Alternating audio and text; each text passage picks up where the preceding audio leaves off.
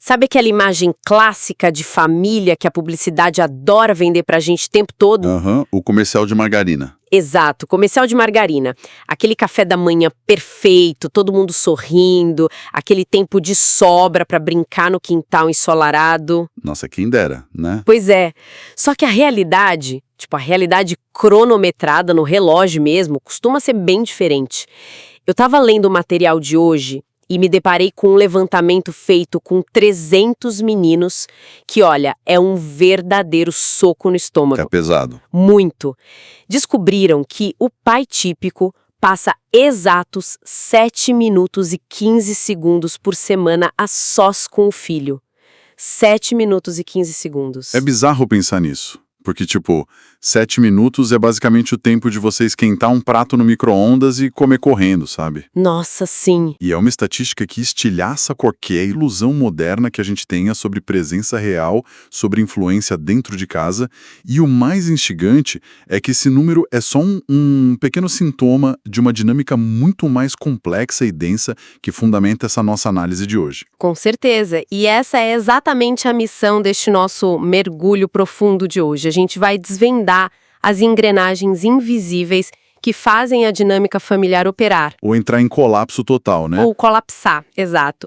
A ideia é a gente entender as trajetórias da satisfação conjugal, o peso super singular que mães e pais carregam na formação psicológica das crianças e as consequências drásticas que as rupturas de estrutura geram a longo prazo. Porque, assim, além dessa escassez brutal de tempo que a gente falou, tem um outro choque de realidade nos estudos comportamentais. A satisfação conjugal não aumenta com a chegada dos filhos. Ela, na verdade, despenca ladeira abaixo. Despenca. E despenca seguindo um padrão sociológico e biológico que é muito previsível, sabe? Para mitigar esse impacto, ou pelo menos tentar sobreviver a essa queda sem destruir a relação, a gente precisa primeiro observar o ciclo de vida do casamento. Claro. A gente não está falando de um declínio acidental, tipo, faltou amor. Não é isso. É uma trajetória de estresse quase universal que cai no colo do casal. E a curva de satisfação, quando a gente olha o gráfico, é uma verdadeira montanha-russa, né? Total. Os dados mostram que a felicidade conjugal bate no teto ali logo após o casamento, naquela fase inicial de lua de mel e descoberta. Mas assim que a primeira criança nasce, a curva cai de uma forma contínua e brutal. E vai caindo. E vai caindo até atingir o fundo do poço durante a adolescência desse filho. A satisfação só volta a respirar, subir de novo, lá na meia-idade, quando a casa finalmente fica vazia de novo. Pois é, a famosa síndrome do ninho vazio que, ironicamente, salva o casamento. Exatamente. E tem, inclusive, métricas criadas por especialistas para prever o nível desse impacto, tipo o teste de prontidão para parentalidade. Sim, esse teste é muito revelador. Sim. Um casal que soma entre 25 e 35 pontos está num cenário super promissor. Mas se a conta bater ali entre 90 e 125 pontos, o alerta é vermelho. O risco para a estrutura familiar é quase absoluto. Eu fiquei super curiosa com isso. É porque essa pontuação não é aleatória, entende? Ela não mede só o simples desejo, eu quero ter filhos. Ela quantifica o acúmulo de fatores de estresse que já existem ali na vida daquelas pessoas. Tipo o que é exatamente? Tipo, quando um casal pontua acima de 90, significa que o cálculo já incluiu problemas como dívidas acumuladas, ou ausência de avós e rede de apoio por perto, instabilidade na carreira. Nossa, sim. Ou até expectativas extremamente romantizadas sobre o que é ter um filho. Então eles entram na fase mais desgastante da vida já com saldo emocional devedor, sabe? Entendi. A biologia e a pressão social empurram o casal para a procriação.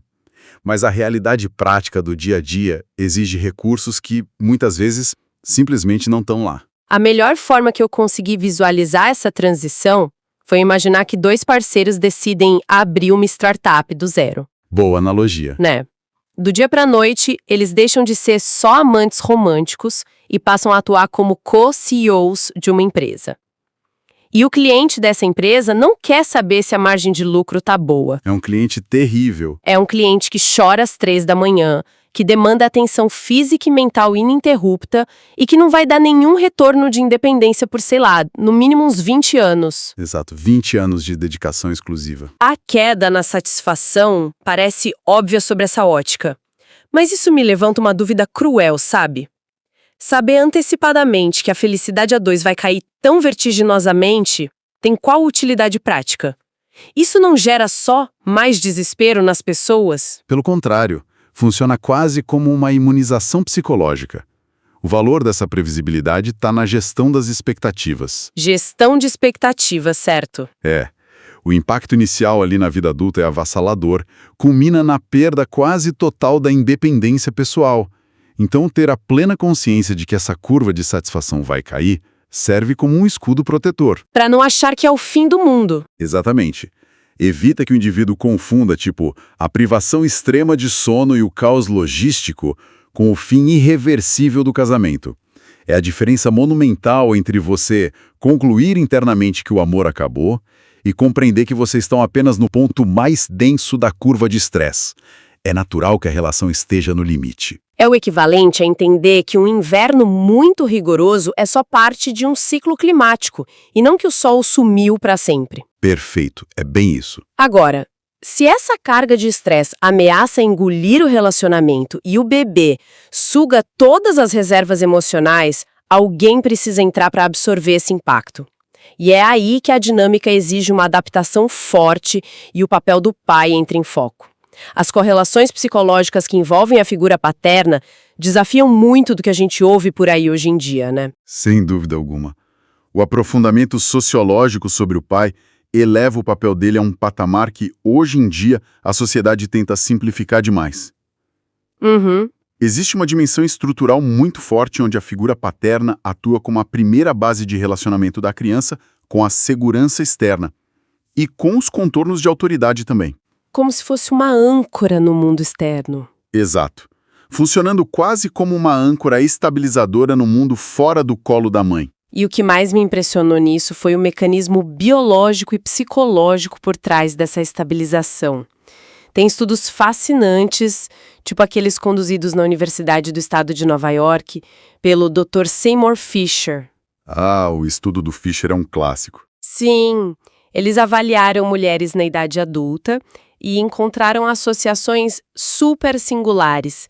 A descoberta indicou que a capacidade de uma mulher confiar plenamente em um parceiro na intimidade e, mais ainda, a própria capacidade dela de alcançar o orgasmo, tão profundamente ligadas a ter tido um pai presente, carinhoso, mas que, sobretudo, estabelecia regras claras durante a infância dela. É muito contraintuitivo num primeiro olhar, né? Mas a mecânica neurológica por trás disso é reveladora. Porque impor regras na infância vai se traduzir na intimidade física décadas depois. Pois é, como isso funciona? A resposta é segurança psicológica. O clímax e a verdadeira intimidade exigem um relaxamento total das defesas emocionais. O cérebro precisa sentir que não tem ameaças ali presentes para poder baixar guarda. Faz todo sentido. Então, o pai que impõe limites de forma consistente, justa e gentil, ensina para aquela menina que as fronteiras humanas são previsíveis e respeitadas. Ele constrói um ambiente onde assegura perder o controle momentaneamente. Nossa. E aí, quando adulta, o sistema nervoso dessa mulher carrega o registro de que a vulnerabilidade perto de uma figura masculina é algo seguro, e não caótico ou perigoso. Funciona literalmente como um projeto arquitetônico, né? Se o alicerce demonstra que as relações são confiáveis e estruturadas, a casa construída em cima suporta a entrega, a vulnerabilidade. Mas aqui surge uma tensão evidente que eu vejo muito. Qual? Existe uma contradição brutal no nosso cenário corporativo e social. A pressão frequentemente mede o valor do homem pela capacidade dele de ser o grande provedor financeiro da casa. Sim. Ele se dedica à carreira de forma muito agressiva, viajando, trabalhando até tarde. Para garantir esse conforto todo, ele acaba sendo categorizado clinicamente como um pai ausente. Como é que se escapa dessa armadilha, dessa linha tênue entre ser o provedor ambicioso e o risco de se tornar aquele pai invisível dos 7 minutos semanais? Esse é o grande dilema da paternidade moderna. mas a resolução psicológica para isso não exige uma onipresença física irrealista. O cara não precisa estar lá 24 horas por dia. Tá. Exige uma mudança drástica na qualidade do tempo. Porque a métrica de tempo de uma criança opera numa frequência totalmente diferente da de um adulto. Como assim? Imagina o pai que está fisicamente no sofá da sala, o final de semana inteirinho, mas ele está isolado, mergulhado no celular. A criança processa ele como alguém distante e inacessível. Ele é um fantasma ali na sala. Exatamente. Em compensação, 20 minutos de imersão absoluta, sabe? Sentar no chão na altura da criança, fazer contato visual constante, ouvir ativamente sem se distrair. Isso comunica uma mensagem visceral de pertencimento. Nossa, 20 minutos focados valem mais que 2 dias no celular. Muito mais. Essa atenção indivisível tem um impacto estabilizador profundo. Não é o brinquedo caro trazido da viagem de negócios. É a validação da presença focada que atua preventivamente contra distúrbios graves de identidade e comportamento, que é o que muitos pesquisadores associam diretamente à omissão emocional do pai. A presença focada funciona, então, como uma vacina contra a desestruturação, e enquanto a figura paterna lida com essa construção da segurança de limites no ambiente externo, a pressão nos primeiros anos de vida se concentra quase que em sua totalidade na mãe. É um peso absurdo. Muito.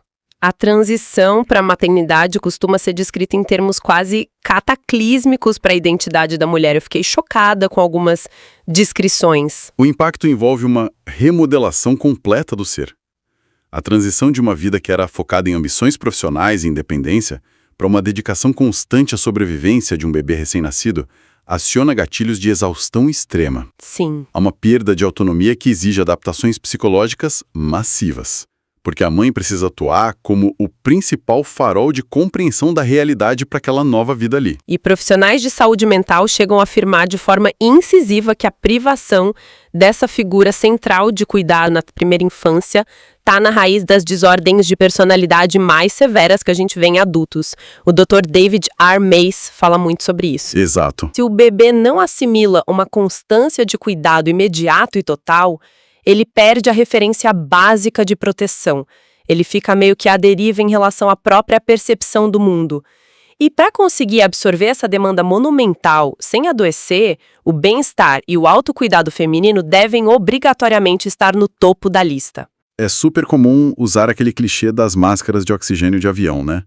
De colocar a máscara primeiro em você. É um bom clichê, mas acho que a dinâmica lembra muito mais uma rede elétrica de grande porte. Opa! Como assim? Explica essa analogia da rede elétrica. Imagina que a mãe seja a usina central fornecedora de energia de uma metrópole. O recém-nascido funciona como um gigantesco complexo industrial que exige iluminação total e ininterrupta em todos os turnos. Não desliga nunca, nunca. Se a usina central for forçada a operar sozinha e chegar a níveis críticos, tipo perto de 1 ou 2% de capacidade, a tentativa de iluminar esse complexo vai inevitavelmente causar um apagão geral no sistema. Nossa, é verdade. Essa usina necessita imperativamente de geradores externos, horas de sono ininterrupto, nutrição consistente e pausas mentais para continuar operando. O que me traz a um impasse bem complexo.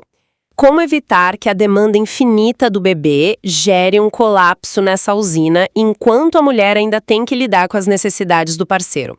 Porque ele também não quer se sentir apagado ou abandonado na dinâmica da casa. A viabilidade dessa operação depende do parceiro compreender que agora ele também atua como um desses geradores externos vitais. Ele tem que virar um gerador. Exato. A responsabilidade da manutenção conjugal nesse período não pode de jeito nenhum ficar só sobre os ombros da mulher exausta. O homem precisa recalcular a própria rota e assumir o fornecimento de paciência extrema e afeto não demandante. Ele tem que internalizar que a energia física e a libido da companheira vão estar voltadas quase inteiramente para a sobrevivência do bebê. Faz todo sentido. E o lado da mãe nessa equação? Em contrapartida, é fundamental que a mãe aceite e se esforce para delegar os cuidados da criança por curtos períodos, o que a gente sabe que gera uma forte resistência instintiva nela. Total. Soltar o bebê é super difícil no começo. Muito. Mas é necessário para abrir um espaço de qualidade focado no marido.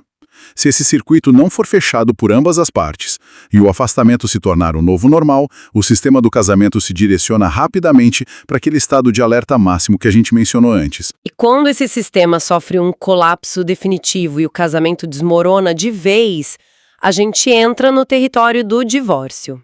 As investigações comportamentais longitudinais que acompanham famílias ao longo de processos de separação revelam padrões que contrariam violentamente muitas perspectivas modernas. Contrariam muito, porque a cultura pop abraçou a ideia do divórcio puramente como uma ferramenta libertadora de autorrealização. E claro, a gente reconhece que contextos de violência exigem a separação imediata, óbvio. Sim, com certeza, ninguém questiona isso. Mas o olhar clínico sobre o desenvolvimento psicológico dos filhos expõe feridas profundas em situações cotidianas. A perda da estrutura familiar em idades críticas é documentada com reações bem específicas. O estudo de Wallerstein e Kelly, por exemplo, com 60 famílias, mostrou isso muito bem. Eu li esses dados e são assustadores, eles detalham as faixas etárias, né? Crianças pequenas, perto dos 3 anos, manifestam estagnação comportamental, elas abandonam o aspecto lúdico, passam a ter brincadeiras que são focadas em ansiedade e controle, sem alegria. Isso mesmo. Aí, aos 5 ou 6 anos, começa uma internalização irreal de responsabilidade. Muitas meninas, por exemplo, desenvolvem aquela convicção secreta de que podem consertar o casamento ou que o futuro dos pais depende do próprio bom comportamento delas. É um fardo gigante para uma criança de 5 anos carregar. Gigante! E os levantamentos de longo prazo com essas crianças analisando cenários 5 anos após o rompimento familiar apresentam um quadro muito preocupante. Mais de 1/3 do grupo avaliado, acho que 37%, acabou desenvolvendo sinais crônicos de depressão ou padrões de delinquência em graus variados. 37% é muita coisa. E outra parcela significativa, quase 30%, permanecia em ciclos intermitentes de revolta e sensação aguda de privação. Exato. Na verdade, apenas uns 34% das crianças demonstravam estar processando o evento de maneira genuinamente saudável. E é aqui que eu quero te jogar um contraponto espinhoso. Manda. Atualmente, a sabedoria que a gente vê disseminada pelas redes sociais e até por algumas linhas terapêuticas dita que um divórcio pacífico é indiscutivelmente superior a um casamento repleto de atritos para o bem das crianças. Mas, pelos dados, qual é de fato a engrenagem traumática que faz o dano da separação ecoar com tanta gravidade por tanto tempo? A gravidade vem da destruição do referencial hierárquico e da perda repentina daquela segurança estrutural. Não é só mudança de residência, o quarto novo. O trauma se consolida porque, com muita frequência, o estado de sobrevivência emocional dos adultos durante a separação acaba corroendo a barreira invisível que separa pais de filhos. A fronteira some. Some.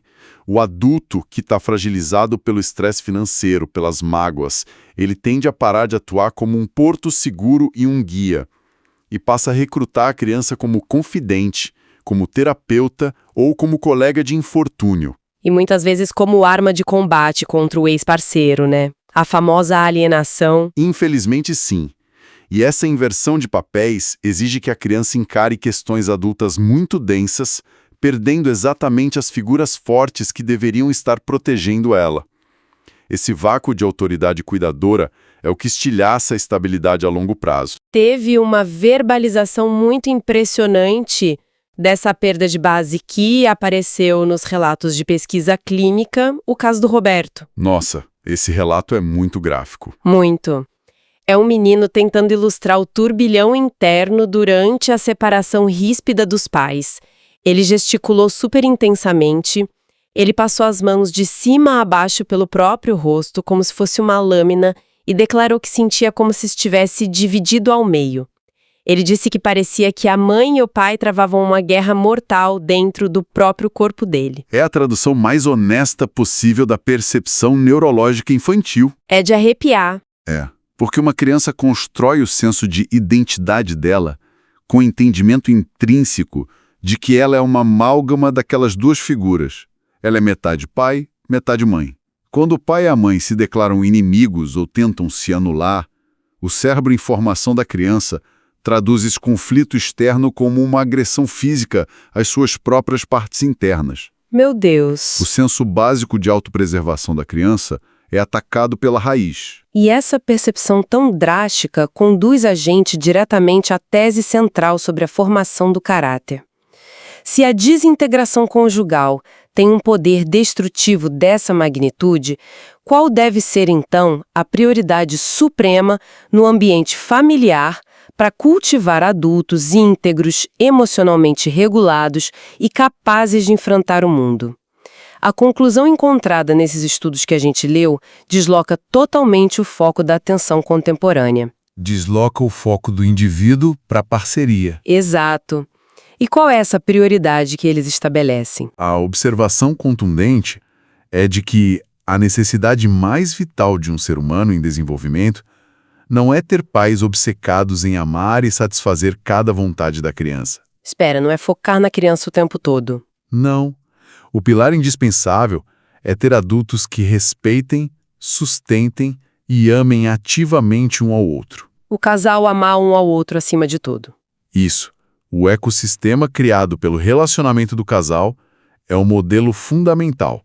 É o mapa definitivo de regras de convivência, de afeto e de resolução de conflitos que aquela mente infantil vai adotar para a própria vida adulta dela. E a genialidade orgânica dessa conclusão, para mim, é que ela desfaz o mito da família livre de atritos. Tira a pressão da perfeição. Sim. Ser o pilar emocional de uma casa não demanda a ausência total de discussões, de estresse ou de erro de comunicação. Pelo contrário, conflitos vão existir inevitavelmente. Mas é o movimento consciente de reconexão conjugal, o exercício visível do perdão e a capacidade de tratar um ao outro com dignidade depois de um desentendimento que atuam como verdadeiro treinamento de resiliência para a criança. Exatamente. Quando uma criança observa dois adultos contornando a raiva, abrindo mão do orgulho e mantendo a união através de princípios claros, ela absorve a crença inabalável de que o mundo possui bases confiáveis, de que os relacionamentos sobrevivem às intempéries, sabe? O relacionamento entre o casal representa o solo. Se esse terreno for tóxico ou extremamente instável, não importa a quantidade de água e luz que seja despejada diretamente e de forma isolada sobre a planta. Ela jamais vai desenvolver raízes fortes o suficiente para florescer em sua plenitude. É uma imagem linda e muito real. Bom, a gente chegou ao fim deste imenso mapeamento de hoje. Exploramos a previsível, mas assustadora queda de satisfação que acompanha a chegada dos filhos, desvendamos como o cuidado estruturado por regras firmes, ali estabelecido pela figura paterna, destrava a vulnerabilidade emocional da futura mulher adulta. Vimos a urgência de preservar o gerador elétrico do autocuidado materno nos anos fundamentais e expusemos as fendas duradouras que a perda do papel protetor durante a separação instaura na mente infantil. É um acervo de informações riquíssimo, que opera quase como um mapa espelhado. Para qualquer pessoa ouvindo a gente agora, seja um casal iniciando as conversas para aumentar a família ou quem já está mergulhado no caos da primeira infância lidando com privação de sono. Total. Ou até mesmo um adulto buscando decifrar bloqueios emocionais formados lá no passado. Essas mecânicas de relacionamento iluminam as engrenagens ocultas que ditam o comportamento humano. E exige um nível brutal de consciência, de presença indivisível e esforço mútuo, né? Fatores que vão anos-luz além dos meros 7 minutos semanais daquela pesquisa. Com certeza. E considerando que as atitudes e as formas como as parcerias adultas resolvem conflitos estabelecem um molde interno vitalício para os filhos, surge um último e silencioso questionamento para quem está ouvindo a gente. Quais roteiros invisíveis sobre lealdade, superação de crises ou abandono estão sendo secretamente programados neste exato momento na mente da próxima geração, unicamente pela forma como você e seu parceiro ou parceira escolhem conduzir uma simples e trivial discordância na mesa do jantar hoje à noite? Fica a reflexão. Um grande abraço e até o nosso próximo mergulho profundo.